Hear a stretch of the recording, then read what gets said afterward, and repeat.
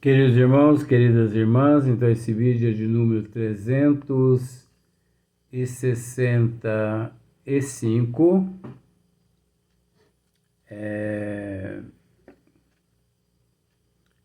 a Gênesis capítulo 17. Acho que é 17 mesmo, né? Eu estou falando aqui faz tempo nesse capítulo. Vamos usar um tempinho, não tem problema. Eu acho que é capítulo 17. Paciência. Agora eu nem acho o capítulo aqui. Não sei se é 17 mesmo. Capítulo 17. Então a questão ainda é a questão de número 32. Nós vamos retornar apenas umas duas linhas, mais ou menos, para darmos sequência. O que alimenta Kardec dizendo, o que alimenta o antagonismo entre as religiões é a ideia generalizada por todas elas de que cada uma tem o seu Deus particular. Porque, como já dissemos, é assim que os antagonistas aqui na Terra pensam. Eles pensam dessa forma. Eles pensam dessa forma, eles creem dessa forma. Então, o Deus do budismo é um, do islamismo é outro, do catolicismo, do crente, do evangélico, do Jeová. Todos eles têm o seu Deus. Todos, né? Então, isso não sou eu que estou dizendo, não. Isso é Kardec que está dizendo aqui. O que alimenta o antagonismo entre as religiões é a ideia generalizada por todas elas de que cada uma tem o seu Deus particular e a pretensão de que este é o único verdadeiro e o mais poderoso, em luta constante com os deuses dos outros. Cultos e ocupados em lhes combater a influência. Quando elas se houverem convencidas de que só existe um Deus no universo e que, em definitiva, Ele é o mesmo que elas adoram sobre os nomes de Jeová, Alá ou Deus. Então, olha só para você ver. Quando todas as religiões, quando toda a humanidade, né, se convencer, né, quando a humanidade, as religiões, se convencerem de que só existe um Deus no universo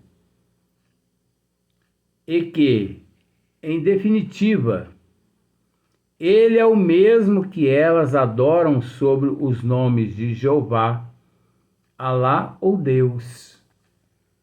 Quando se puserem de acordo sobre os atributos essenciais da divindade, compreenderão que, sendo um único ser, uma única tem que ser a vontade suprema.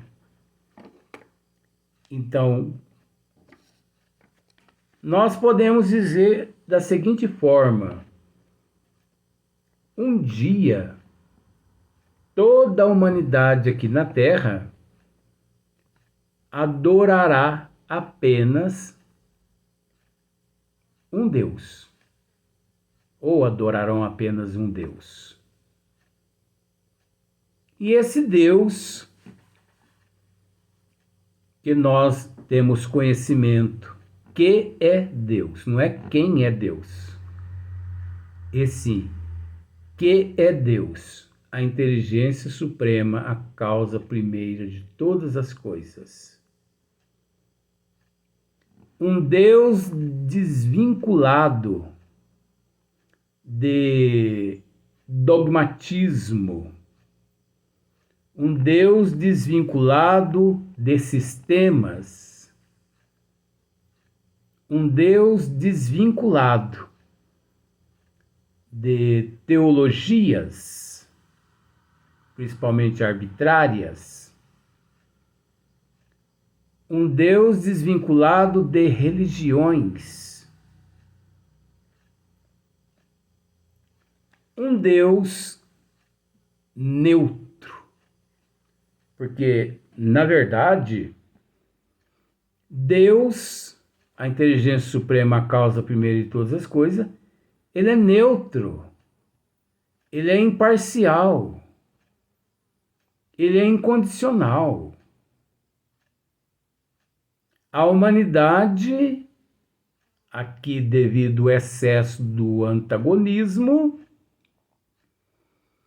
que é levados pela cegueira, pelo excesso de fanatismo, pela ignorância de conhecimento dos desígnios das leis do Criador, é que o transformam em monstro, né?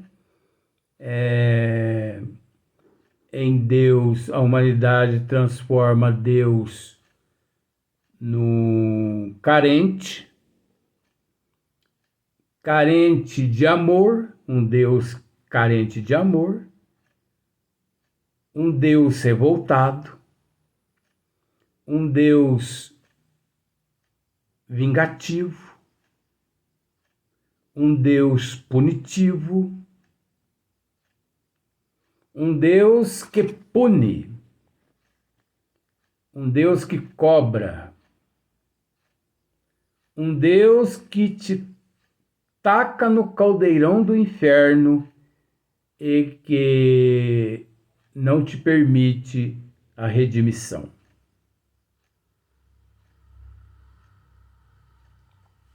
Esses seres todos um dia acordarão.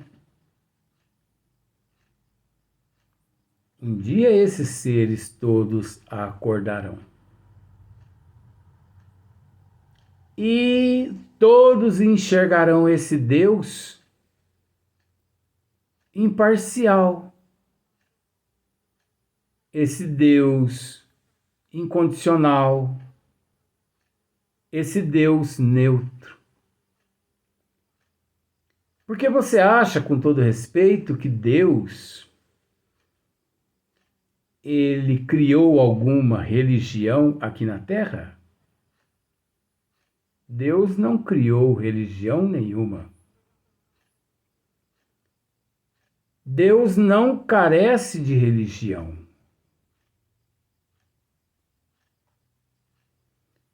Se podemos dizer a respeito de Deus, é amor, caridade, solidariedade, benevolência, esses atributos.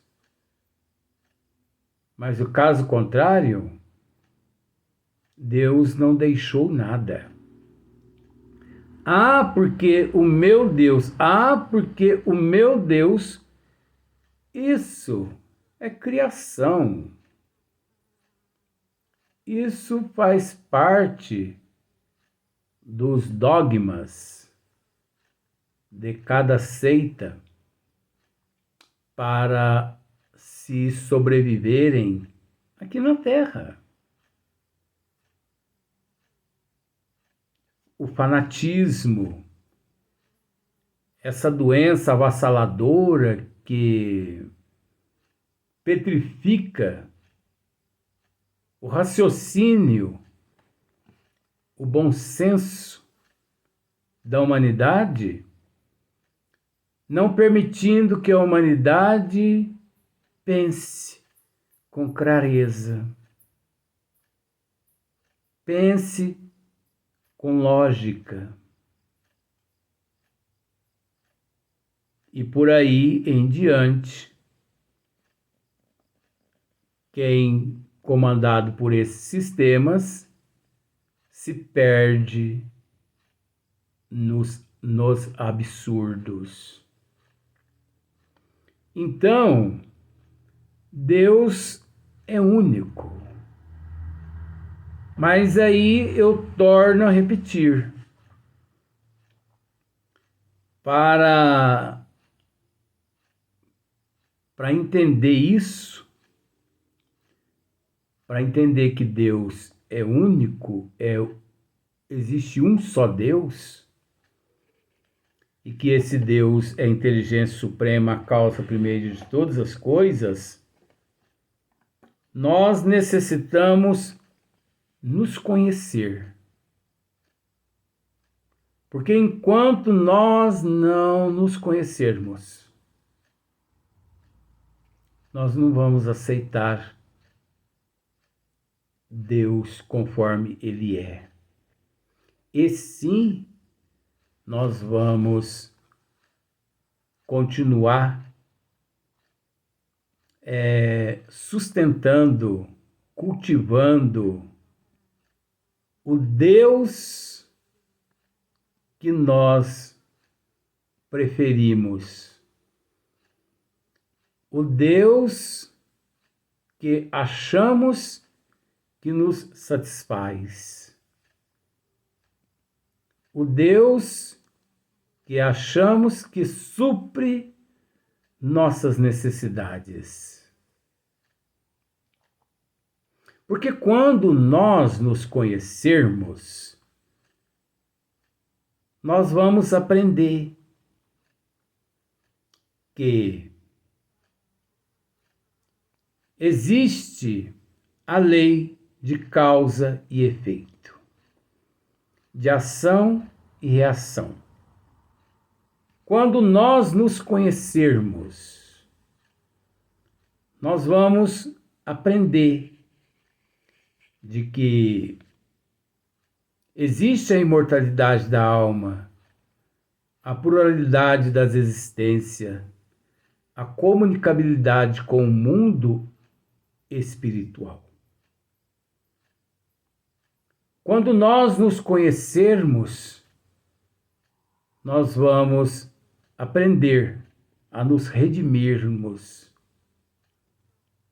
aceitando-nos e aceitando. Nós vamos aprender a ser humildes. E ao aprendermos a aceitar, quando eu olhar para o meu corpo físico e que o médico me der um resultado de um câncer ou de uma outra doença qualquer, por eu me conhecer, eu me aceitarei naquelas condições. Não me acovardarei, né? Eu não vou me acovardar. Eu não vou buscar aquilo que eu desconheço, que se mereço ou não. Porque eu me conheço. E por eu me conhecer, eu sei que mereço, eu sei porque passo pela prova e pela expiação. Quem não conhece a si mesmo não consegue aceitar a situação de prova e de expiação. Quase sempre, esses indivíduos retornam à pátria espiritual, achando que cumpriram suas missões.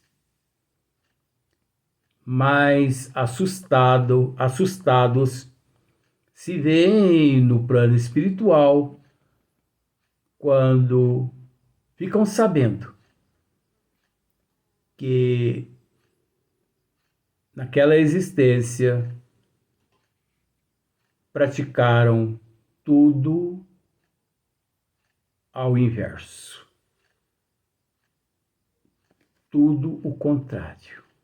Quer dizer, foram reprovados.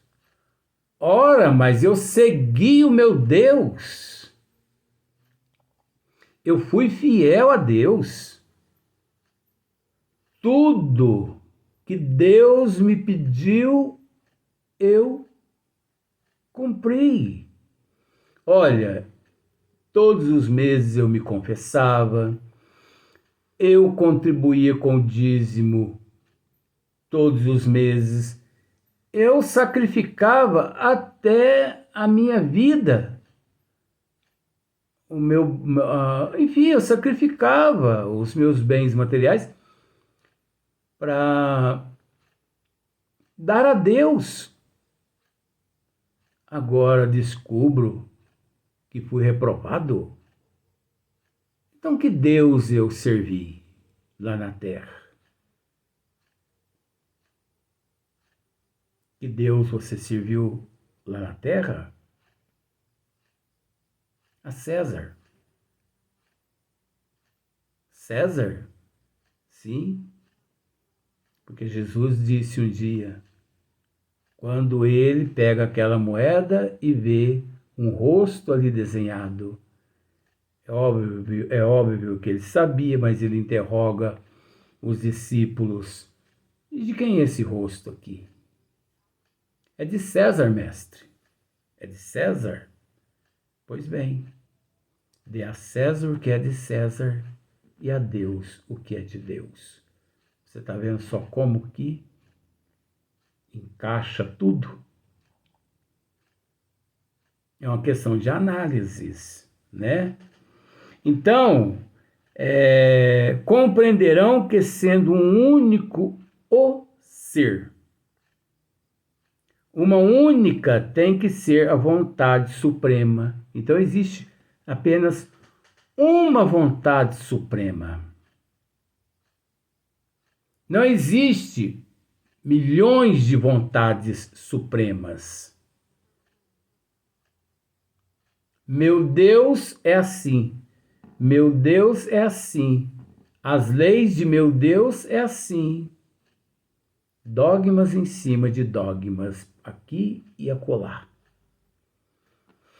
Então, estender-se-ão as mãos umas às outras, como os servidores de um mesmo mestre e os filhos de um mesmo pai, e assim grande passo terão dado para a unidade. Então, quando a humanidade entender, quando a humanidade conhecer a si próprios, que reconhecerão ou que reconhecerem Deus como sendo a inteligência suprema, a causa primeira de todas as coisas, estenderão as mãos uns aos outros, no reconhecimento de que todos nós somos irmãos. Uns mais velhos na evolução, outros mais novos na evolução, mas reconhecerão que todos são irmãos. Não apenas na condição de hominal, mas reconheceremos em todos os reinos cada ser na condição de um irmão nosso em processo de evolução. Porque é preciso entender que Deus cuida da tua criação através da tua criação. Deus cuida da sua criação, Deus cuida da sua obra através da sua obra. Que isso, Luiz? Ficou doido? Não. Deus cuida da sua criação através da sua criação. Os bons espíritos cuidam de nós. Nós cuidamos da humanidade. A humanidade cuida do reino animal.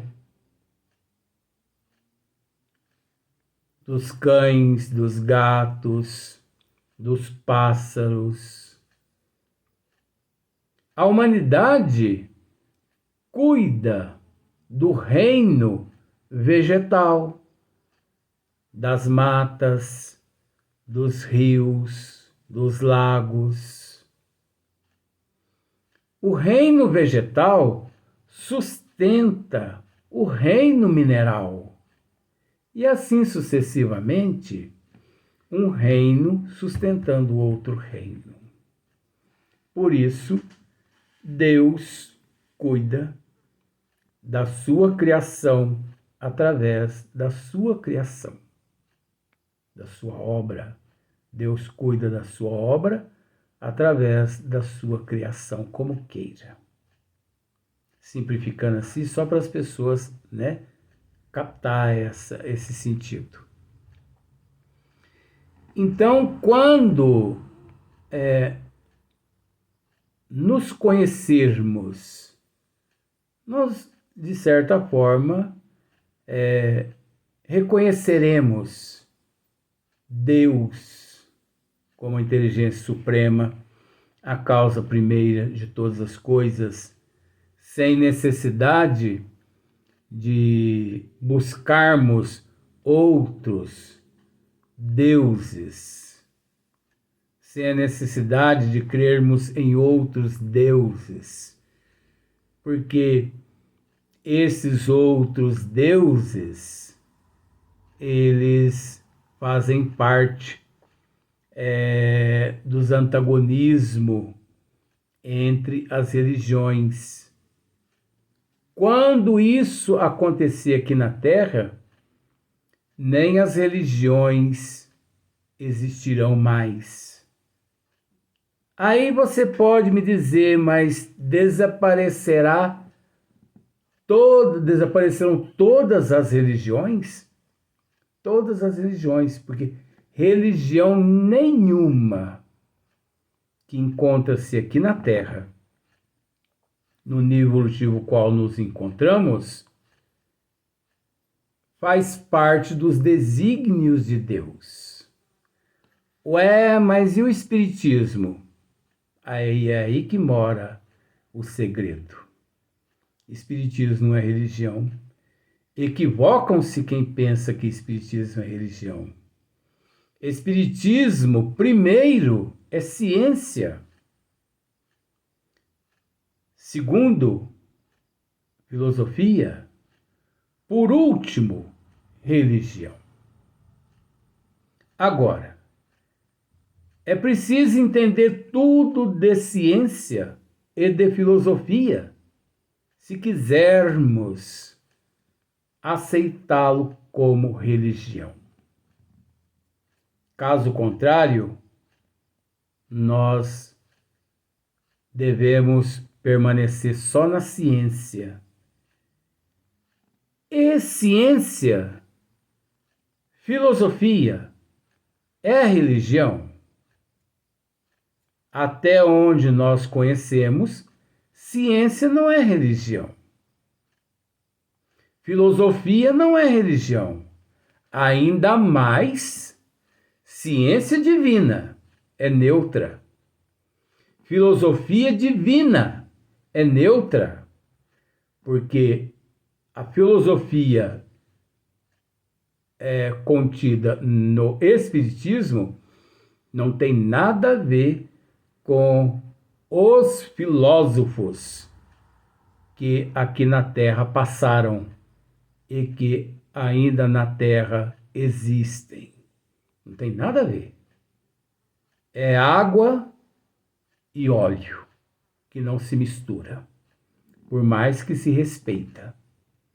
Mas um dia, se todos esses filósofos, se todos esses cientistas e se todos esses religiosos na Terra quiserem compreender Deus, eles terão que se curvar perante o Espiritismo, que é ciência, que é filosofia e, por último, religião. Caso contrário, desaparecerão também da face da terra. Por isso, o tema: um só rebanho e um só pastor. Passe o tempo que passar, aconteça o que acontecer, só existe um pastor, apenas.